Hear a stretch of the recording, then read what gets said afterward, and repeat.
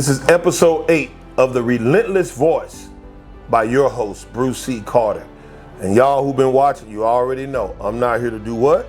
I'm not here to do what, but I am here to do what? I am not here to entertain you. I am not here to influence you, but I'm definitely here to empower you. As you can tell, I got energy because this is near and dear to my heart.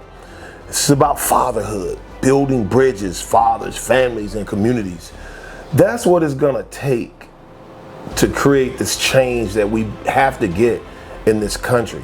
You know, this is about black males, but it's about all fathers. And unfortunately, when you look at the black community, fathers have failed their children. My father failed me, bottom line. When I went to his funeral, I wasn't calling him daddy like my siblings. I was calling him GT, because by the time I was 7, I no longer yearned for his love because I realized I wasn't going to get it. And thank God I had coaches. My Little League coaches came in, man, and gave me all that father presence. And it helped me. Or I had my uncles. So I had a village. And so my heart and my passion for people is because I never went without love. I didn't have my father's love, but I had love. And that's why I know love is important. And so fathers, first of all, if you're a great father, good father, father, or no father at all, and you have children, man, it's time. It's time for you to man up, get in position, and let's start to rebuild your family. Doesn't matter where we are. We're here to provide the resources, the mindset, and get past some of those hurdles that many of us built. You know, I often talk about my daughters and how I missed the boat on one of my daughters, man. I just was stupid. And one day I woke up and like, what are you doing? And my daughter struggled with that relationship. I would go see her at sporting events. She'll go out the other side. And now we're like this, but it was work, because the love that she always wanted, when she started getting it, it meant so much. But there was so much that was just messed up in the process. But she was blessed. She was blessed because her mom had been with the same man her entire life. So she had a father figure in the house. She had a daddy. And so I thank God for him every single day of my life. Every day of my life. Because when I was being stupid and a bonehead, he was there. So if you're a father out there, man, and you're doing it right, kudos to you. If you're a father out there and you, come on, guys, we got to step it up. Sisters, children that might hear this, man, if your father's like that, let us know. Let's celebrate your father. Let's thank him for what he's done. And let's allow these good fathers to be our tutors, our mentors on how we help these other fathers. Don't classify yourself as a man if you're not taking care of your children. And I had a conversation with some of my young teammates earlier. And, you know, we were talking about these guys that are having all these children by different women. They're making some money right now, but that money won't mean nothing. You having 6, 7, 8, 9, 10, 11, 12 kids in different households, you're reckless. And you are destroying those children. Women, sisters, you got a guy, I don't care how much money he has. He got kids over here, and you go get pregnant by him, you might get a little money, but you don't love the child you're about to have. You've automatically placed that child at a disadvantage. I tell my daughters all the time, you can go get pregnant if you want to. If that man has kid after kid after kid that he ain't taking care of, you just put your child at a disadvantage in this country. You just made your life 50 times harder. And remember, I am not here for what many people want to do. If you want to leave here and never come back, I'm fine with that. Because I believe God will put the right people in this space so we can be empowered to be better. So these generations coming behind us don't duplicate the bad choices and the mistakes that we make. This is important. Because you look at the carnage in our families, the anger, the lack of value of life, specifically with our young black boys. Look at the stats about who had a father and who didn't have a father. I encourage you to become a daddy. But right now, I'll take an active and engaged father. You don't just show up on holidays. You pop up at the school sometime. Ask your son or daughter, can I bring you lunch? For no reason, no birthdays, no holidays. Just because you love them. You'll start feeling better about yourself. Promise you. I can remember when I was working on building this relationship with my daughter, and man, I was traveling all over the country. She would get in the truck with me, and I would be listening to gospels the whole time, saying, Lord, just let me get this right. And I would look over and she'd be asleep. Some of these would be 17, 18 hours sleep. We hit a hotel. I'm up at 4. She up with me. And we just did it. And one thing I learned about her, even when we don't disagree, because these teenagers, well, they not these young adults, they different than when we were young adults. I get to express who I am, and no matter what. One thing about her that's different with my daughters and people I've been in their life the whole time, she don't let the disagreement separate the relationship. Because she went so many years without it. So I'm talking from experience. Remember, the things you hear me talk about will be my experiences.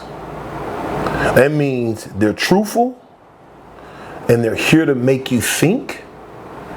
They're here to encourage you, but most of all, they're here to empower you. So fathers, if we can get you to stand up,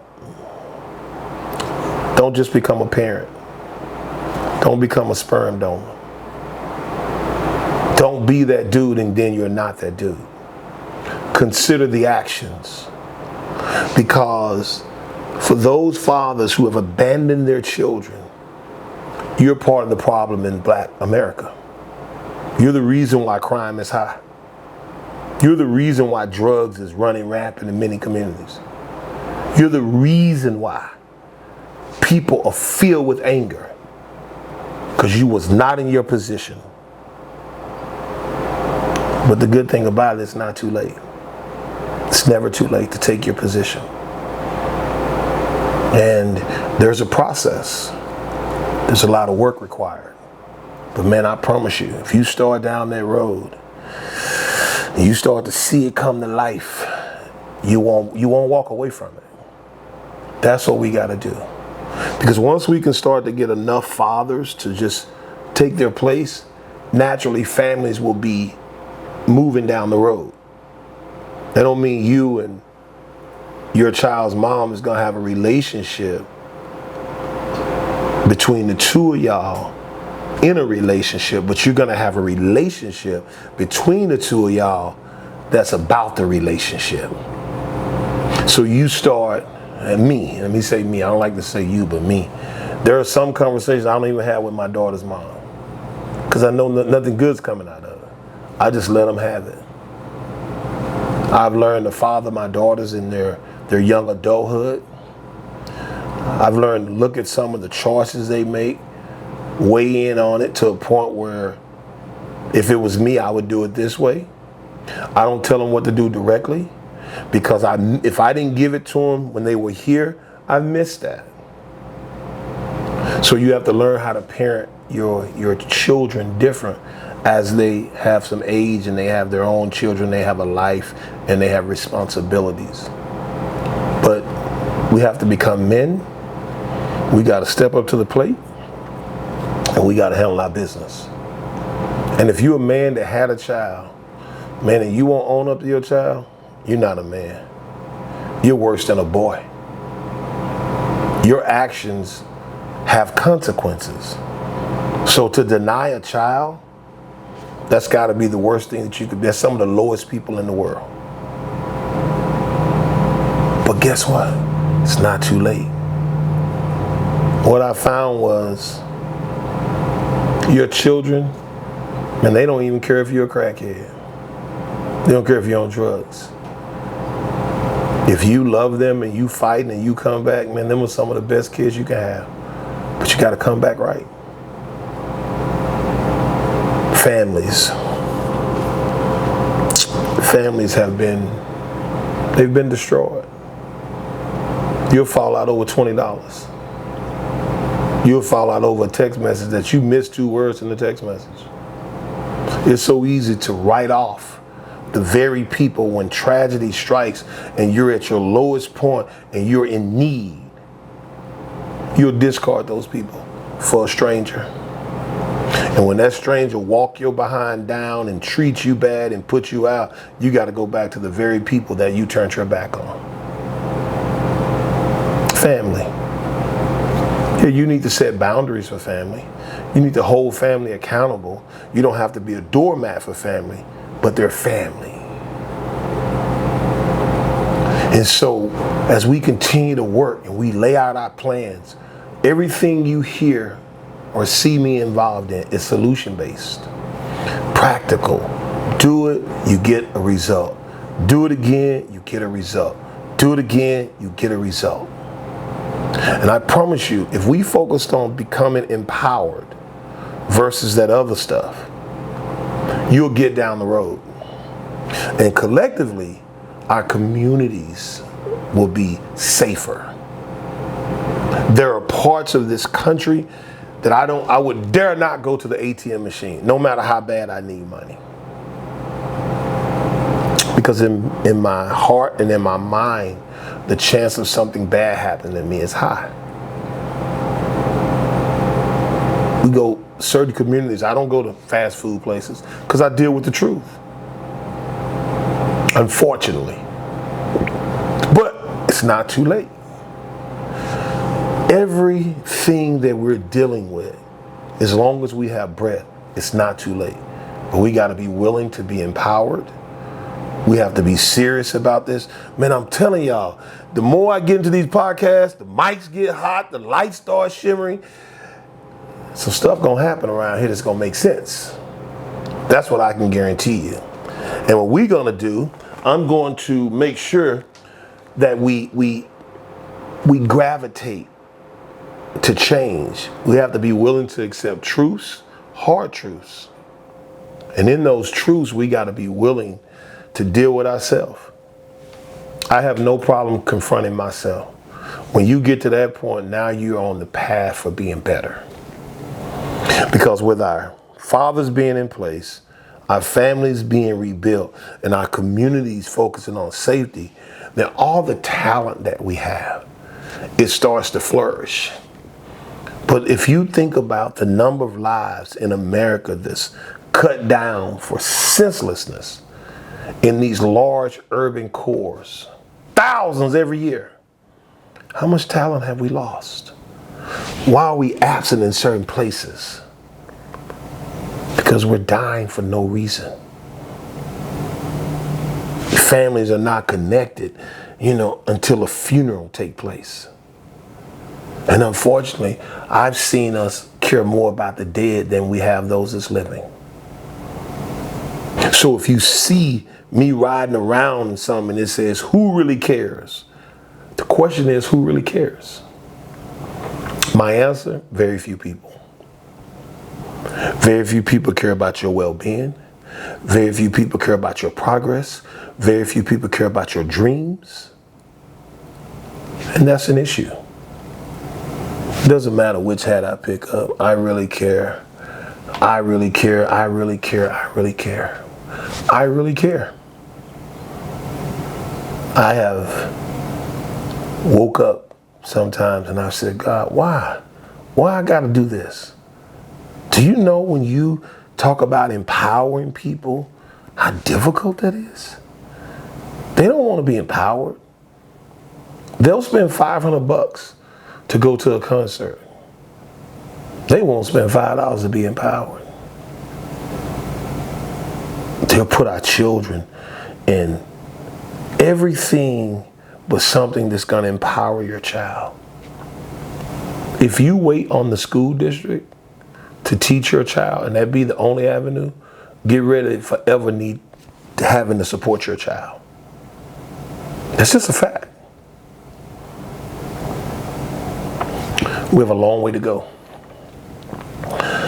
And as I get older, I'm gonna say a short time to get there with me.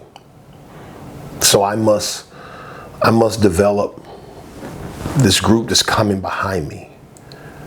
I need to have people who can come and do better in my shoes, wear my shoes out and need some more. That's my goal. I need people like that who will look at their children, who will look at their grandchildren and say, I got to do everything I can do right now. There's a plan coming. You know, you hear people raving about Project 25 and about this and about that, about this. You know what I've always said? If you don't like what somebody else doing, create your own. It's hard work. It takes commitment. Here's what I can promise you. You'll hear more and more about Team BMW, Team Black Males Winning. And I always say it's not just about black people. It's about people who want to be a part of something. People who really want to be better. People who really want to get down the road in life. They're on a team. But the team is about getting better, getting better, getting better. And we don't have an NIL deal. We got opportunities. We don't have 100,000 people in the stands. But we got a team rooting for you and pushing you and carrying you when they need to. We don't lose because we learn. No matter what the outcome is. Fathers, we got to get better. Families, we got to get stronger. Communities, we got to stand up. We got to stand up for the greater good. We got to say these top 2 things we must have. These other 9 we don't agree on, but these 2 here, we got to make this right. And in that, you start to do your part. As our seniors get older, caregivers are getting scarce because a lot of our young adults doesn't know what it means to step up and take care of somebody because they're selfish. They weren't taught. And so collectively, we can get down the road. I can stand up for you. You can stand up for me. And if we do that, life is better. But the only way we really win is we got to stand in truth. That means I have to be able to tell you the truth. The truth. That's where we're weak at right now. You get mad. You think somebody's throwing shade, talking to you sideways, over the top. You got other people will see you walking in the street with your headphones on. Cars flying, they won't even tell you, hey. We can't be that way. I need for you to be the best you can be. I need for that person to be the best they can be. Then collectively, we have the best. But right now, we're nowhere close. And you know, many of you are going to say, how do you know? Because for the last 9 years of my life, I've spent 300 plus nights in hotels, over 2,700 nights in different communities where I knew no one. And I got to meet people at their low. I got to meet people at their high. I done heard every lie. I done seen good people thrive. I've seen people not give a darn and people run around them. And I've been in rural America, urban America, and suburban America. And I've been around every race in some capacity. I've been with the homeless and I've been with billionaires. And all I've done in those 9 years was study behavior. That's it. That's why these first 10, 11, 12 podcasts is just me and you. Because I know then it's real. I'll have some guests. You don't just want to hear me talk. But you best believe who I bring on the show to empower you, their life will line up with that. I don't care who they are. I don't care how many followers they got. If your life is reckless and you're not trying to empower, I can't be down with you like that. I love you. I wish the best for you. But we have too much on the line. Too much. There is a generation behind us right now that's in shambles. There is a generation that's yet to come that if we get our act together and not be selfish, they'll be the change agents. They'll be that group. And I'm going to say this as this episode comes to an end. In my mind, there's three kind of people. Rotten, no good people. They don't care about nobody and nothing, and they are dangerous. Then there are people who are not bad. Not bad means they get up, they do their thing, they go to work, they take care of their business, they're not bothering nobody, but they're selfish. It's all about them. They're not coming to nobody's aid. They're not bad. And then there's good. And to me, the selfish part is the only thing that does not make them good. There are good people out here. I meet so many of them. There are people who understand the value of being there for somebody, who understands the importance of relationships, who are not selfish. That doesn't make them perfect. That doesn't make them make bad decisions. But as in general, they're not selfish. This world is not just about them. It's time for everybody to look in this mirror, figure out who you are. Who are you? Because this mirror will tell the truth.